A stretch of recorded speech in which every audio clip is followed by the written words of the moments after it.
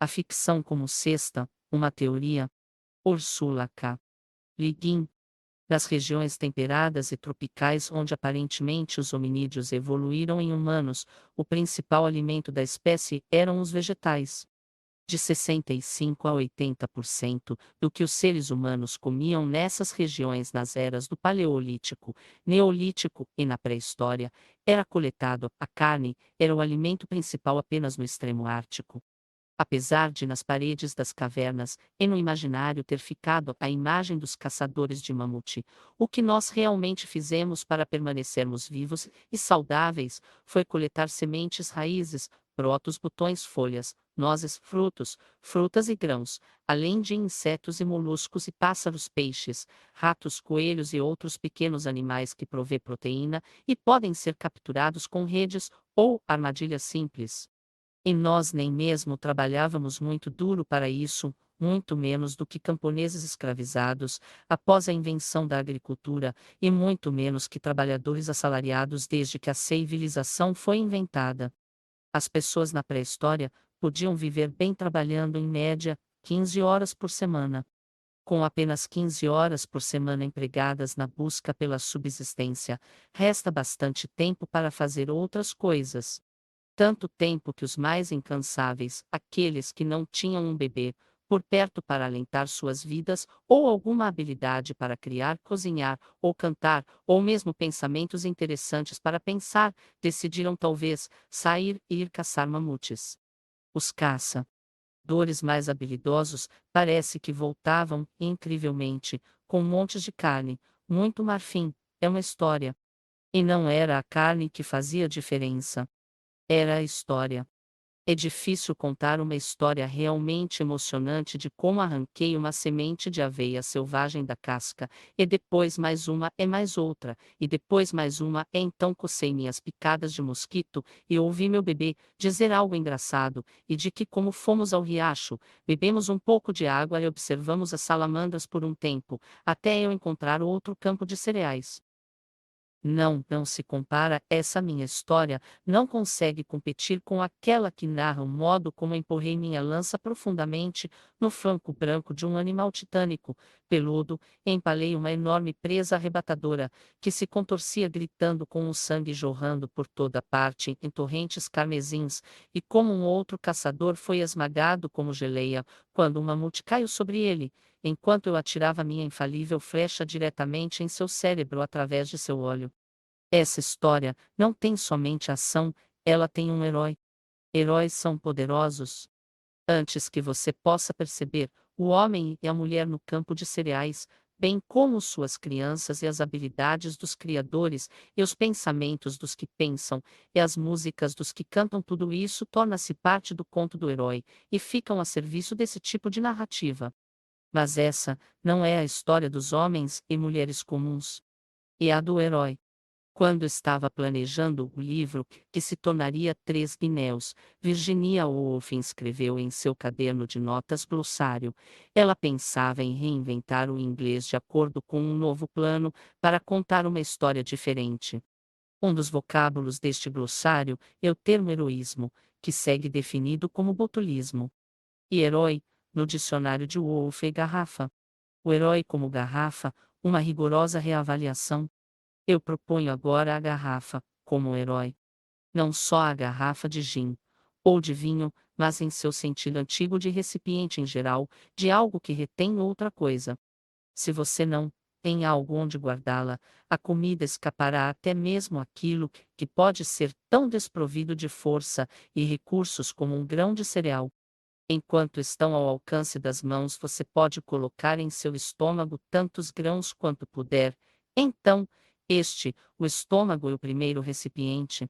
Mas é amanhã de manhã, quando você acordar e estiver frio e chuvoso, não seria bom ter algum punhado de grãos para mastigar e dar à sua pequena bebê para fazê-la se calar. Mas como conseguir levar para casa algo a mais do que cabe no espaço do estômago ou no das palmas das mãos? Então, você se levanta e vai para o maldito campo de cereais encharcado pela chuva, e não seria bom se você tivesse algo para colocar o bebê, e assim colher os grãos com as duas mãos. uma folha, uma cabaça, uma concha, uma rede, uma bolsa, uma tipóia, um saco, uma garrafa, um pote, uma caixa, uma bolsa. Algo que guarde. Um recipiente. O primeiro dispositivo cultural foi possivelmente um recipiente. Muitos teóricos acreditam que as primeiras invenções culturais devem ter sido um recipiente para guardar produtos coletados e algum tipo de tipóia ou rede para carregar as coisas. E isso que diz Elizabeth Fischer em Homens Creation Grauilo, 1975. Mas não, não pode ser assim. Onde está aquela coisa maravilhosa, grande, longa, rija, um osso? Suponho que o primeiro homem macaco acertou em alguém como no filme e em seguida, gruindo de êxtase, por ter conseguido o primeiro assassinato, adentrou o espaço sideral, e lá girando tornou-se uma nave espacial que se lançava no cosmos para fertilizá-lo, e produzir ao final da trama um adorável feto, um garoto, é claro, vagando pela Via Láctea, estranhamente, sem qualquer útero, qualquer matriz que fosse. Eu não sei. Eu nem mesmo me importo em saber. Eu não estou contando essa história. Nós já a ouvimos todas, nós ouvimos tudo sobre todas as lanças e espadas, as coisas para bater, perfurar e açoitar, as coisas longas e rígidas, mas ainda não ouvimos falar sobre onde se colocam essas coisas, o recipiente onde as coisas são guardadas.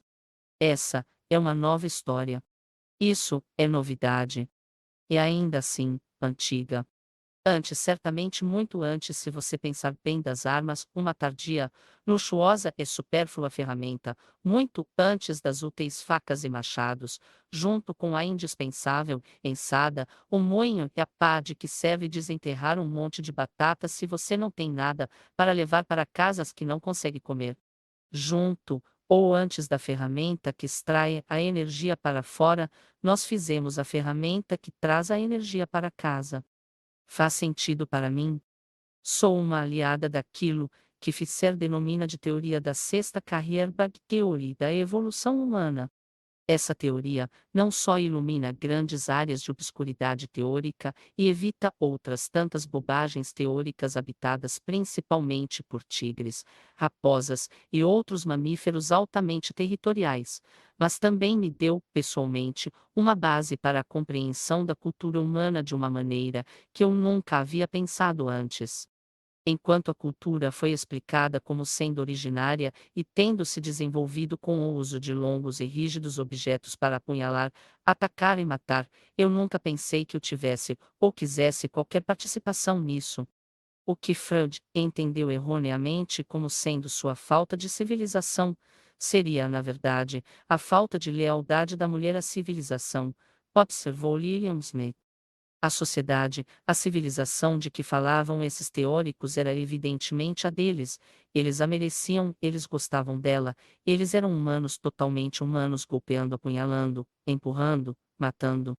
Querendo ser humana, também, procurei por evidências de que de fato eu o era, mas se aquilo era o necessário para sê-lo, fazer uma arma e matar com ela, então, evidentemente, ou eu era um ser humano muito defeituoso, ou nem mesmo humana eu era. E isso mesmo, eles disseram. Uma mulher, é o que você é. Possivelmente, nada humana, certamente defeituosa. Agora, fique calada enquanto seguimos contando a história da ascensão do homem, o herói. Vá em frente, eu digo, enquanto volto para a colheita dos grãos, com o bebê na tipóia e a pequena criança carregando o cesto. Sigam contando como o mamute derrubou um caçador desafortunado, e como Caim derrubou Abel, e como a bomba caiu em Nagasaki, e como o napalm caiu sobre os aldeãos, e como os mísseis cairão sobre o império do mal, e todas as outras etapas da ascensão do homem.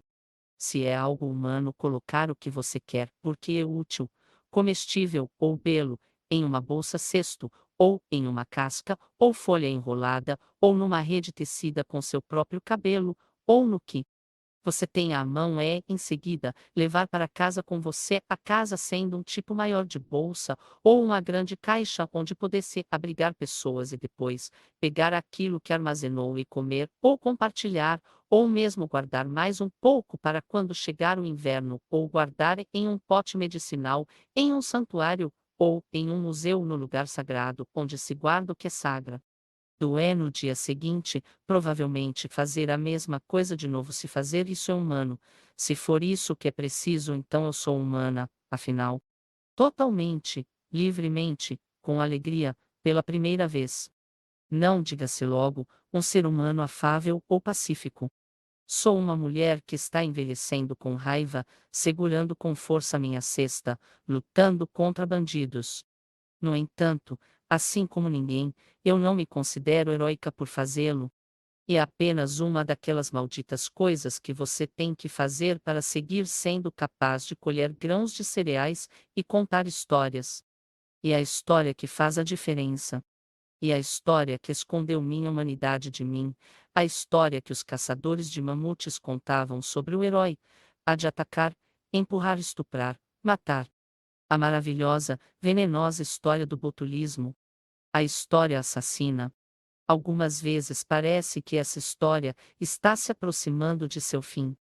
E antes que não se conte mais nenhuma história, alguns de nós aqui, na colheita dos cereais em campos de milhos alheios, achamos que é melhor começar a contar outra história, com a qual talvez as pessoas possam contar quando a antiga acabar.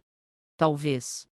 O problema é que todas nós nos deixamos fazer parte da história assassina Killer Story, e por isso, podemos acabar junto com ela.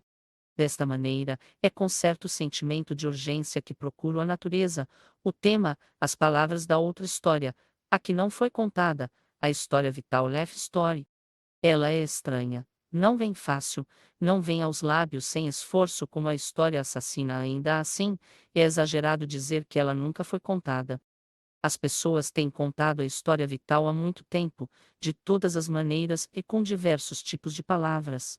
Mitos de criação e transformação, histórias de tricksters, contos populares, piadas, romances. O romance é um tipo de história fundamentalmente não heróica. Claro que o herói frequentemente conquistou o romance porque esta é sua natureza imperial e seu impulso incontrolável, conquistar tudo e administrar tudo, enquanto proclama severos decretos e leis para controlar seu pungente impulso de matar. Assim, o herói, por meio de seus porta-vozes, os legisladores, primeiro impôs que a narrativa apropriada é aquela que remete à flecha ou à lança, começando aqui e indo direto lá, e pá, atingindo seu alvo que cai morto, e segundo que a questão central da narrativa, incluindo o romance, é o conflito, e por fim, que a história não é boa se ele, o herói, não estiver nela. Eu discordo disso tudo. Eu chegaria ao ponto de dizer que a forma natural, apropriada e adequada do romance poderia ser a de um recipiente, uma cesta. Um livro contém palavras. Palavras guardam coisas. Elas carregam sentido. Um romance é uma caixa de medicamentos guardando as coisas em uma particular e poderosa relação entre si e conosco. Uma das relações entre os elementos do romance pode muito bem ser a do conflito, mas a redução da narrativa ao conflito é absurda. Uma vez, li um manual de escrita que dizia: uma história deve ser vista como uma batalha, e continuava com estratégias, ataques, vitórias, etc. Conflito, competição, estresse, luta, etc., podem ser vistos como necessários ao conjunto da narrativa concebida como uma bolsa barra ventre barra caixa barra casa barra pote medicinal. Porém, mesmo contendo tais elementos, a história não pode ser reduzida a ser conflituosa ou harmoniosa, pois o objetivo desta não é a resolução de uma cisânia, nem a estabilização do que quer que seja, mas sim o de narrar um processo contínuo da vida. Finalmente, é evidente que o herói não fica bem nessa cesta. Ele precisa de um palco, de um pedestal ou pináculo. Você o coloca em uma cesta, e ele parece um coelho, uma batata. É por isso que gosto de romances, no lugar de heróis, eles contem pessoas. Então, quando comecei a escrever romances de ficção científica, comecei a carregar essa grande cesta pesada de coisas, Minha cesta, cheia de fraquezas e bobagens, é de minúsculos grãos de coisas menores que uma semente de mostarda, e redes intrincadamente tecidas que, quando laboriosamente desatadas, contêm um seixo azul, um cronômetro imperturbável marcando o tempo de outro mundo, e o crânio de um rato, cheia de começos sem fins, de iniciações, de perdas, de transformações e traduções, e de muito mais truques que conflitos. Muito menos triunfos do que armadilhas e ilusões, cheia de naves espaciais que ficam presas, missões que falham e pessoas que não entendem. Eu disse que era difícil fazer uma história emocionante de como tirar os grãos de suas cascas, não disse que era impossível. Quem algum dia disse que escrever um romance era coisa fácil? Se a ficção científica é a mitologia da tecnologia moderna, então seu mito é trágico. Tecnologia ou ciência moderna, termos que abreviam descuidadosamente outros sentidos, como o de ciências duras e o de uma tecnologia de ponta fundada no crescimento econômico contínuo, é uma empreitada heróica, hercúlea, prometeica, concebida como triunfo e, por fim, como tragédia. A ficção que personifica esse mito sempre será, e sempre tem sido triunfante. O homem conquista a terra, o espaço, os alienígenas, a morte e o futuro, etc. E trágica apocalipse o holocausto, depois, ou agora. Se, no entanto, evitarmos o modo linear progressivo da flecha menos assassina do tempo do tecno-heróico, e redefinirmos a tecnologia e a ciência como, sobretudo, uma cesta cultural, em vez de uma arma para a dominação, pode decorrer o agradável efeito colateral em virtude do qual a ficção científica poderá ser vista como um campo muito menos rígido e estreito, não necessariamente prometeico ou apocalíptico e, de fato, menos um gênero mitológico do que realista. É um estranho realismo, mas é uma estranha realidade. A ficção científica corretamente concebida, como toda ficção séria, por mais engraçada que seja, é uma maneira de tentar descrever o que realmente está acontecendo, o que as pessoas realmente fazem e sentem, como as pessoas se relacionam com tudo mais nessa vasta cesta, esse ventre do universo, esse útero de coisas vindo a ser, e esse túmulo de coisas que foram, essa história sem fim. Na ficção científica, como em toda ficção, há espaço suficiente até mesmo para manter o homem no lugar a que ele pertence, em seu lugar no esquema das coisas, há tempo suficiente para colher muitos grãos e semeá-los também, é cantar para a pequena bebê, e ouvir a piada de um amigo, e observar as salamandras, e ainda assim, a história não acaba. Ainda, há sementes a serem colhidas, e espaço na cesta das estrelas. Título original: The Carrier Bug Theory of Fiction, 1986. In Dancing at the Edge of the World Gives Wars, O Homem Places